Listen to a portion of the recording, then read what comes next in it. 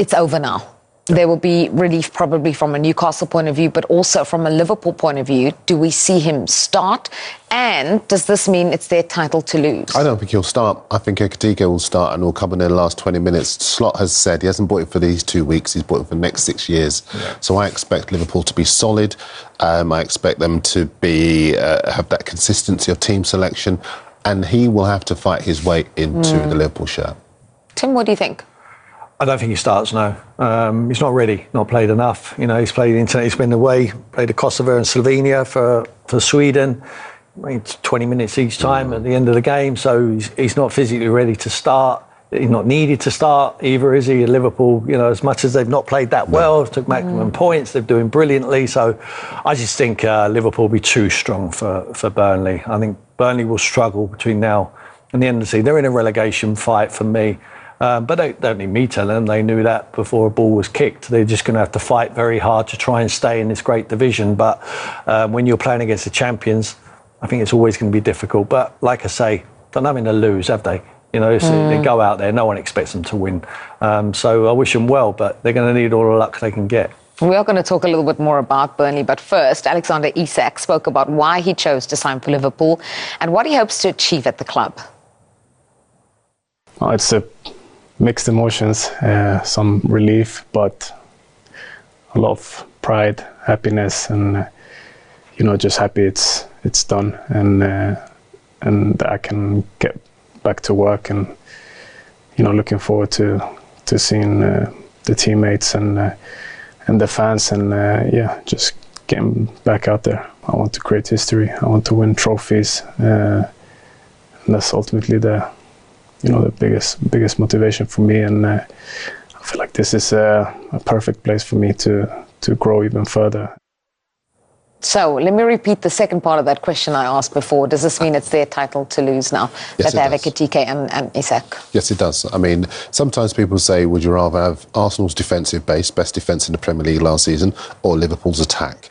I'd have Liverpool's attack because they can shoot their way out of any situation. They've got any configuration of that front six and they can unlock any defence in the Premier League. You saw them do that against Arsenal last week. They can do it against defences that like to come out and for some reason believe they can play. Liverpool are a serious team with a serious chance of defending the title. I think that the signing of Isak has swung the balance in favour, but I think also Arsenal are different squad of players now. See, they can handle the injuries to the likes of Saka. Madueke was outstanding for England in the last couple of games. I think he will come straight into that side. You've got Eze, who's ready to play in the Premier League, hasn't got to wait for him to settle to the environment.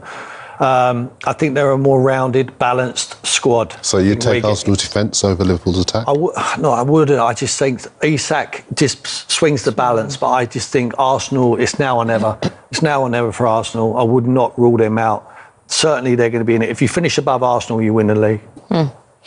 Well, Tim's already had his say on Burnley, so let's get your thoughts on them. They did fight against Manchester United. They did claw their way back and kind of will feel and probably be seething that they didn't get something from that game. Is there anything you've seen that suggests they'll be better prepared for this relegation fight Tim's already put them in? Well, they're not going to be judged by what they do against Liverpool at all. It's going to be about what they do against the teams lower down in and around them. But I think as far as United were concerned, I did see a willingness to fight.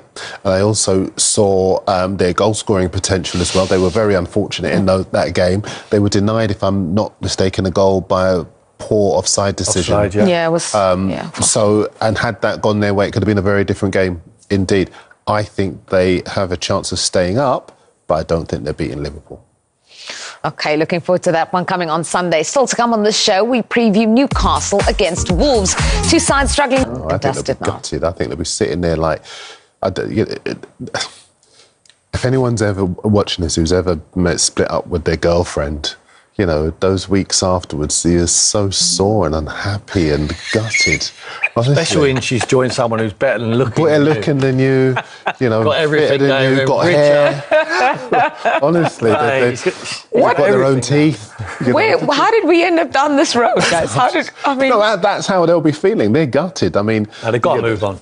They do have to move on. And to be fair, they've got two strikers, Visa and Voltemada, who are very good. Visa for Brentford, I don't think he's available for this weekend, as I understand. No, he was injured on international duty. Eddie Howe said he's not available this week. But Voltemada, I like him. Yeah. Good in the air, but actually, he's not a guy who thrives on crosses. He's a guy who wants to play. His touch is very good. I think he might surprise a few people. I don't think he starts him, but I would start him. I think if you're ever going to start him against any team, you've got the best team to start him against. Yeah. Wolves are having a nightmare. Yeah. Just send him out there against them. At home, the crowd, he could be a hero straight away. The confidence that would give the boy. Yeah. Put him in the middle of the pitch, Eddie, up the top, give him some service. Yeah. I think the boy will score a couple of goals, and then you've got a new player who's ready to go with a confidence bursting out of him. Yeah, because the truth is that Newcastle have been crying out for a target man there.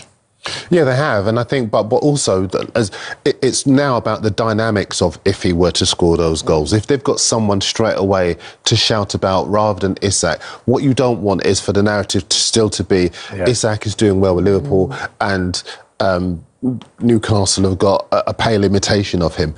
If Voltemada hits the ground running, gets a couple of goals, suddenly they don't have to talk about anything else because they're going to be hungry to find out more and more about this guy and take him to their hearts. OK, well, let's hear from Eddie Howe, who talks about a busy week of games coming up. You know, we're going to be into a storm of games, and that's what we want. You know, that there's going to be a great period for us in terms of challenges, quick turnarounds. We're going to need the whole squad ready to play.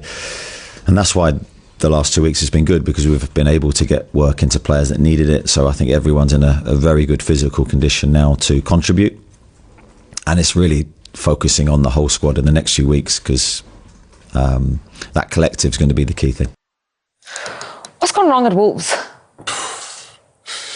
It's hard to tell, but I think the lack of quality that did for the preceding two managers is now starting to be... I have this phrase I always use with teams at the bottom: if you circle the drain for long enough, eventually you end up going down it. And I think that's what Wolves are doing. They're getting by because they've managed to get by, and they haven't had enough fresh investment.